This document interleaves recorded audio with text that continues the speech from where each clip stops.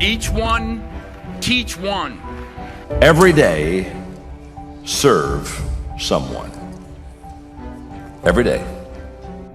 It's more powerful than throwing a few coins in the cup of someone homeless.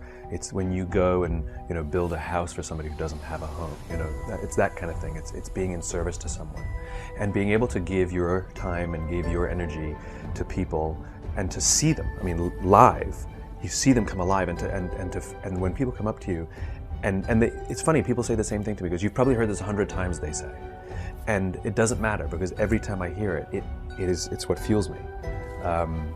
Yeah, that's magic. Every day add value to people.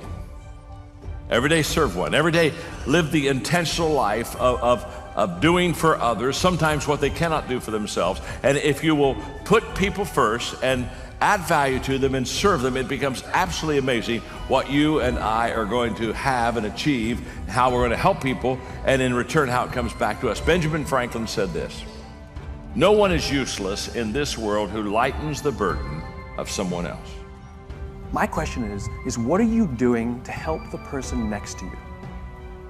Don't you want to wake up and go to work for the only reason that you can do something good for someone else?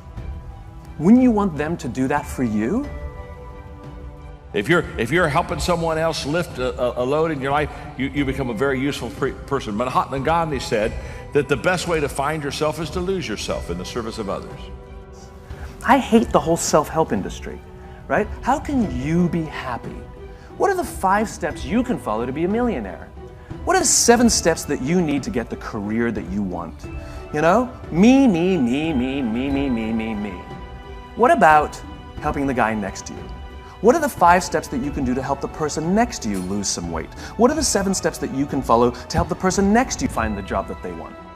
But perhaps on this kind of a theme, my favorite quote is from Albert Schweitzer, who said, "I don't know what your destiny will be, but one thing I do know. The only ones among you who will be really happy are those who have sought and found how to serve." Boy, he's right on. The happiest people are not always the most successful people, but they're the ones who serve the best. I've met a lot of unhappy, successful people, haven't you? But I've never met an unhappy person that gave their life of serving and giving and adding value to other people. Martin Luther King Jr. said, everybody can be great because everybody can serve. If you will help people get what they want, then you'll receive everything that you need in life. Do you know how we get fulfillment? You can be happy because you did things at work. You can be proud because you did things at work. You can be excited because you had a big success at work. But you know how you feel fulfilled at work? When you do something for someone else. It's the only way we get that feeling. It's the only way we get that feeling. We got to work at this. If 2019 is going to be an incredible year, you're going to have to look at the year and say to yourself, what can I do to add value to people instead of what are people going to do to add value to me? What can I do to serve people instead of, I wonder who in this next year is going to serve me? We're going to have to do a complete mind shift in that whole process. Service over status. Do you know why the statistics say that over 90% of people don't feel fulfilled by the work they do? It's not because of the job, it's not because of the pay, it's not because of the benefits. It's because we don't help each other anymore. We sit in our cubes and we work. And anything that we turn to anybody is because we need something, we need to get something. And yet we don't put ourselves out there simply for no other reason than to help somebody else. You know what generosity is? Generosity is doing something for someone else expecting nothing in return. At no point ever.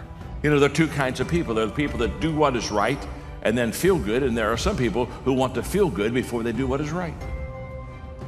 And if you want to feel good before you ever do what is right, you and I will not do a lot of things right because we'll let our emotions control it. But the moment that we say, no, I'm going to do the right thing, and then I'll let the emotion follow. Character over comfort. I did something for him, why won't he help me? It's not an equation. It's designed to help you feel good.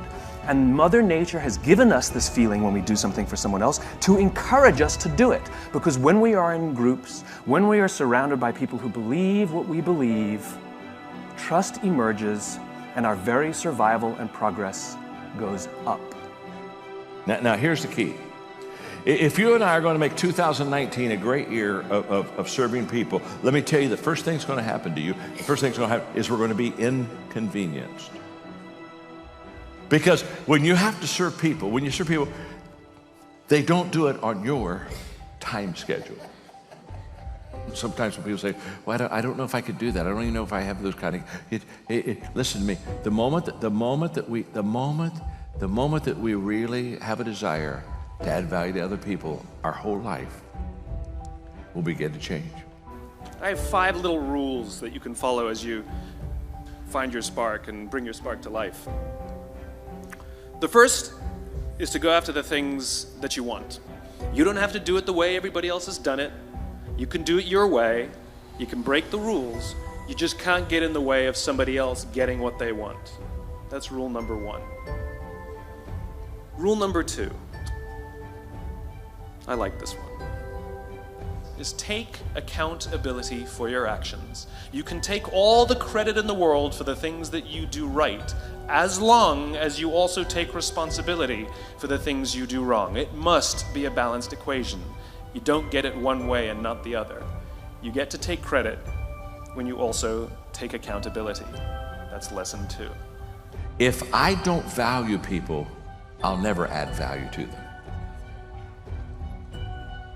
I'll manipulate them, I'll do all kinds of bad things. But it all begins with valuing people. Every day I think of ways to add value to people. In other words, I'll look at my schedule in the morning, and I'll say where I'm going to go, who I'm going to see perhaps, and I'll say, okay, what can I do to add value to those people? I think of ways to add value to people. I look for ways to add value to people. So that when I'm with you, I'm looking for something. What can I do for right now? What can I do for them that would add value to them? So every day I value people. Think of ways to add value to people. Look for ways to add value to people. Every day I do things that value people. Every day. In fact, at the end of the day, the last thing I do every evening is I do a 10-minute inventory of my day. And one of the questions I ask is, who did I add value to today? Who did I serve today? Okay? Every day. Every day. I value people. Think of ways to add value to people. Look for ways to add value to people. Do things that add value to people. I encourage others to add value to people.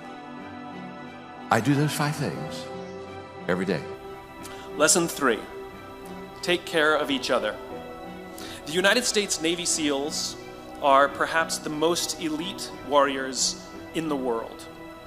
And one of the SEALs was asked, who makes it through the selection process? Who is able to become a SEAL? And his answer was, I can't tell you the kind of person that becomes a SEAL. I can't tell you the kind of person that makes it through BUD/S. But I can tell you the kind of people who don't become SEALs. He says the guys that show up with huge, bulging muscles, covered in tattoos, who want to prove to the world how tough they are, none of them make it through. He said the preening leaders who like to delegate all their responsibility and never do anything themselves, none of them make it through. He said the star college athletes who've never really been tested to the core of their being, none of them make it through. He says some of the guys that make it through are skinny and scrawny. He said some of the guys that make it through, you will see them shivering out of fear.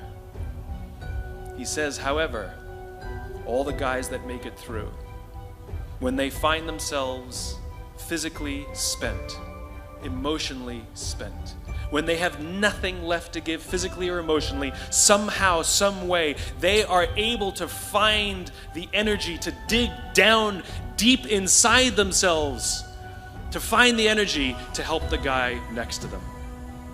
They become SEALs, he said. You want to be an elite warrior. It's not about how tough you are. It's not about how smart you are. It's not about how fast you are. if you want to be an elite warrior, you better get really, really good at helping the person to the left of you and helping the person to the right of you.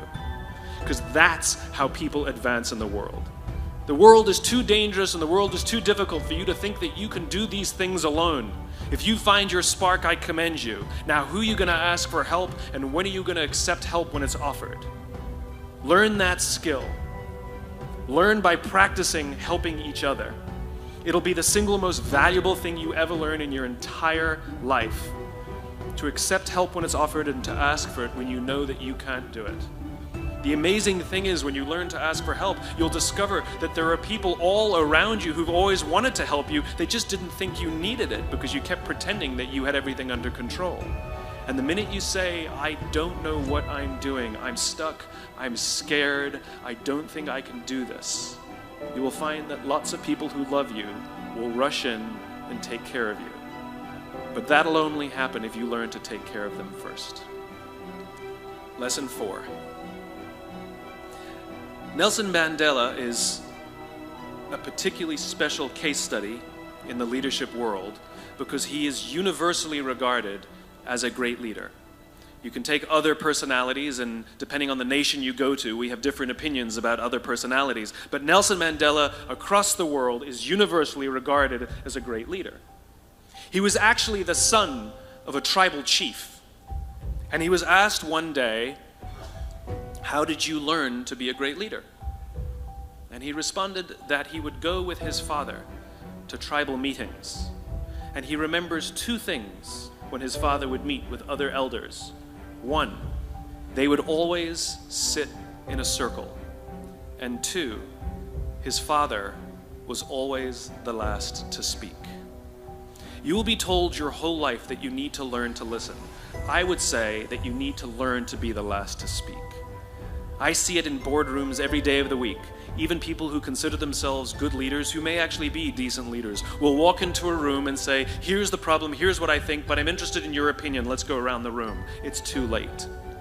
The skill to hold your opinions to yourself until everyone has spoken does two things. One, it gives everybody else the feeling that they have been heard. It gives everyone else the ability to feel that they have contributed. And two, you get the benefit of hearing what everybody else has to think before you render your opinion.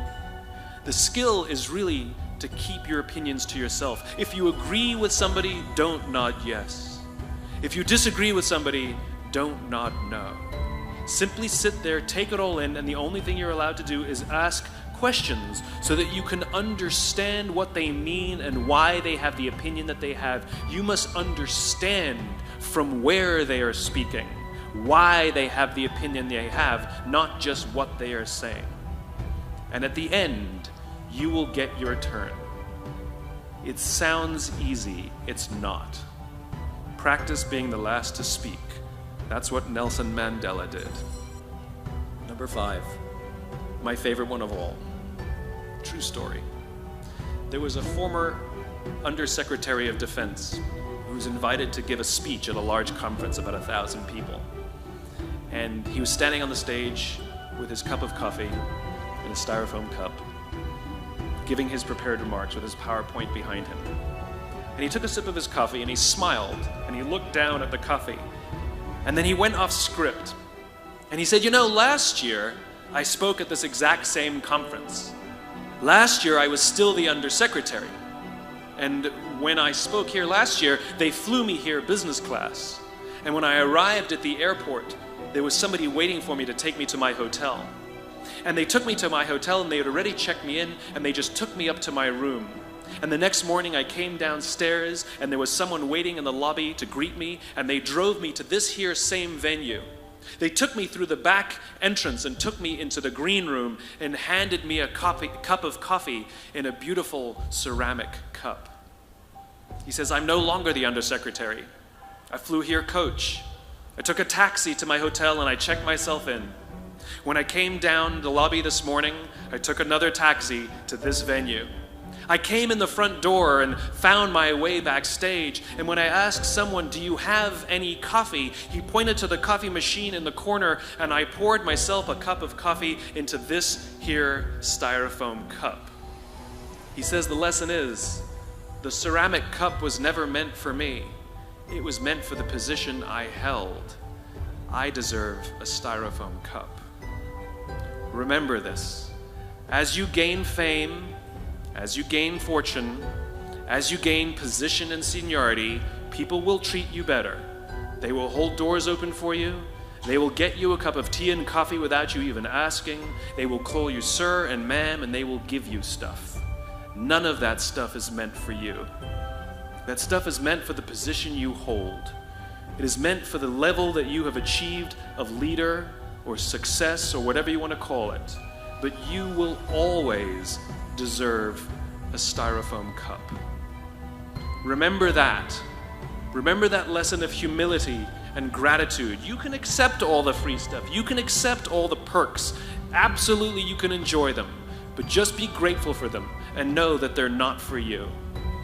I remember getting off the Acela. I took the Acela from New York to Washington, D.C. And I got off the train like everybody else. And I was walking down the platform like everyone else.